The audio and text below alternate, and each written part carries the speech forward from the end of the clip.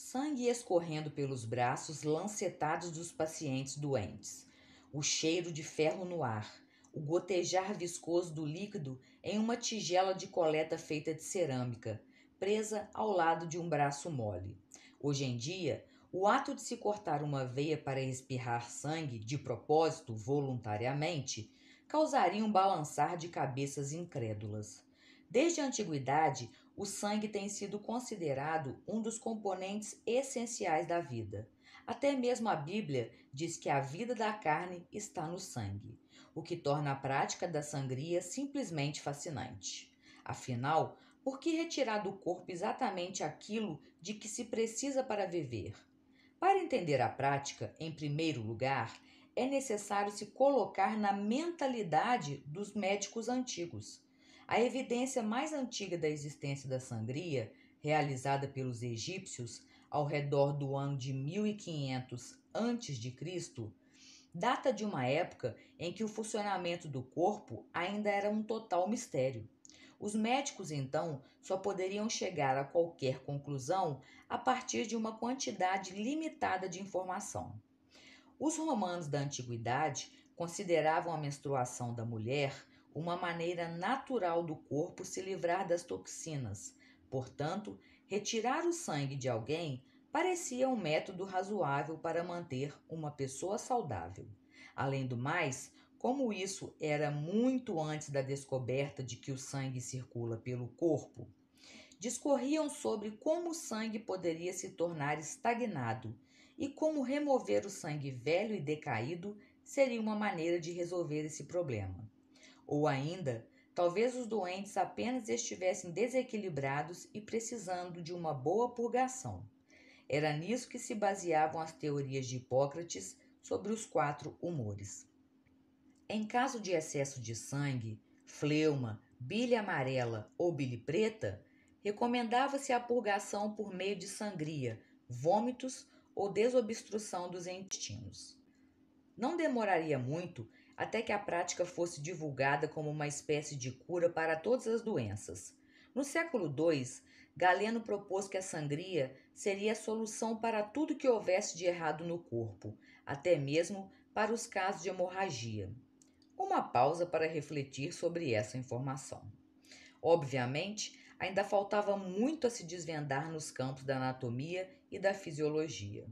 Via de regra, a sangria era realizada de maneira razoável.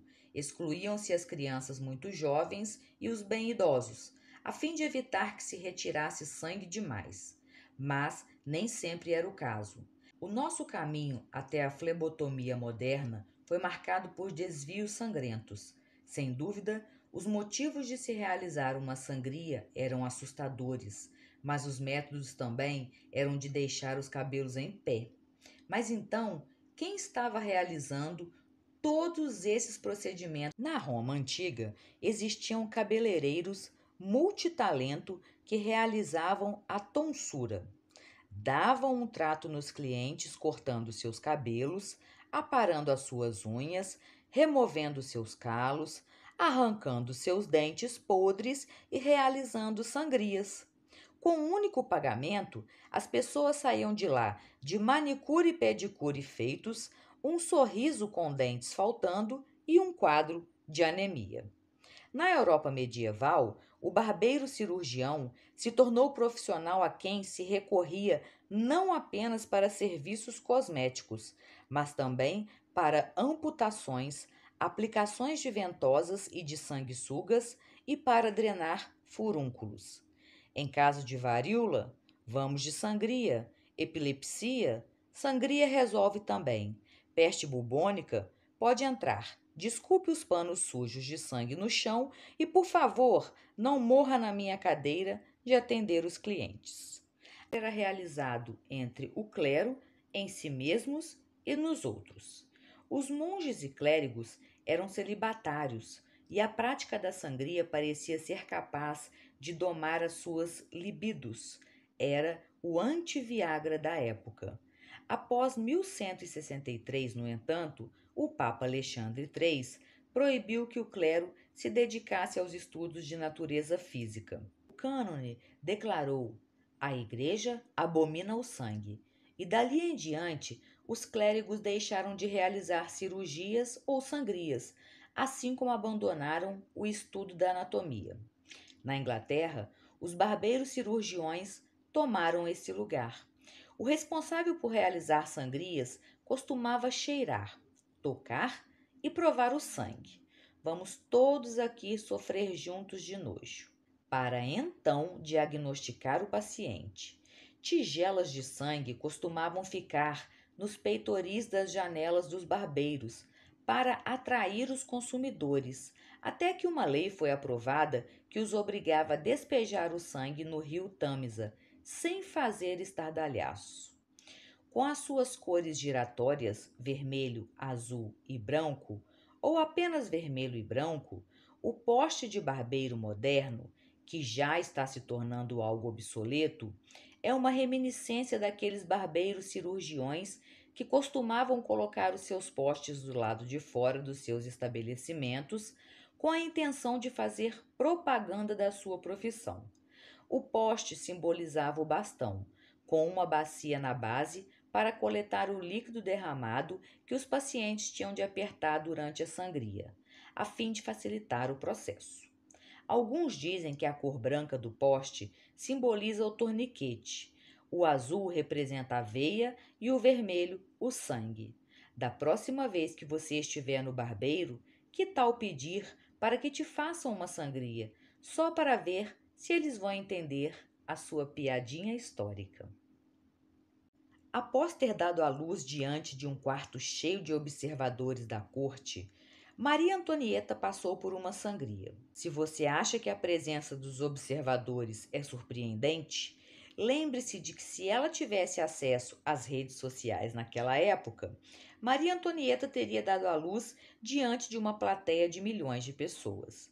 A rainha acabou desmaiando e terminou sendo despertada por mais sangria, ou pelo menos pela dor da sangria.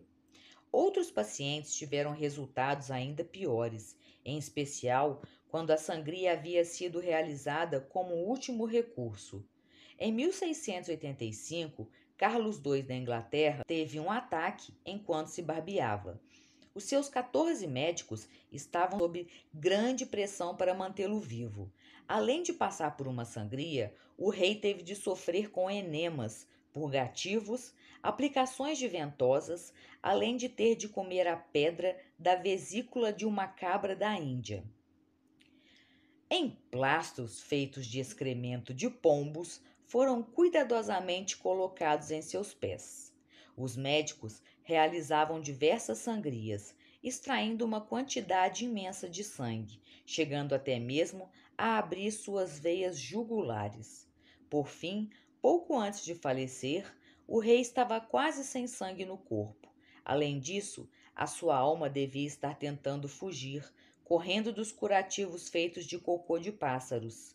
30 anos depois, a sobrinha de Carlos II, a rainha Ana, ela própria no trono na ocasião, também passou por sangrias e purgações após ter uma série de ataques e cair inconsciente. Após a chegada dos médicos, a rainha sobreviveu apenas outros 2 dias. Lord Byron, que vinha sofrendo de um resfriado violento com direito a febres e dores no corpo, vivia em constante conflito com seus médicos sobre a prática da sangria. Ele era inflexível na recusa de deixar que fizessem sangria nele, afirmando que a prática não o ajudara a se recuperar contra doenças anteriores. Por fim, ele cedeu à insistência dos médicos, declarando: "Vinde como são, eu vejo o maldito coro de carniceiros. Retirem de mim tanto sangue quanto quiserem, mas façam de uma só vez."